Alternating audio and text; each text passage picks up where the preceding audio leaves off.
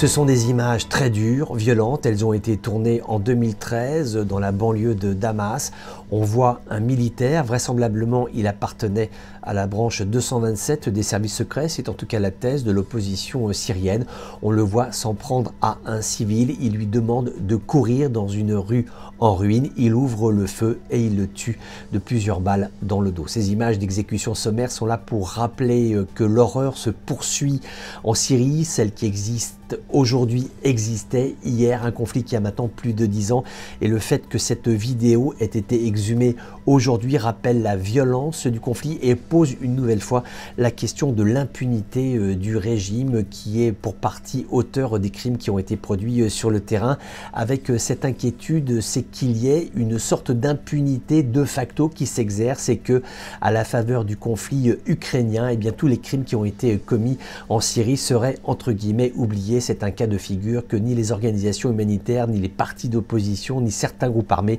ne veulent voir, puisqu'il y a toujours la guerre qui se poursuit, avec ces inquiétudes concernant la recrudescence d'activité de l'armée russe déployée en Syrie. D'aucuns se demandent s'il n'y aurait pas un regain d'activité, peut-être pour faire oublier, c'est le mot qui est utilisé par l'opposition syrienne, pour faire oublier la violence du conflit en Ukraine et créer un autre foyer de déstabilisation au Proche-Orient. C'est une thèse, une hypothèse, une analyse à utiliser avec la plus grande prudence. En tout cas, elle émane aujourd'hui de ceux qui observent la scène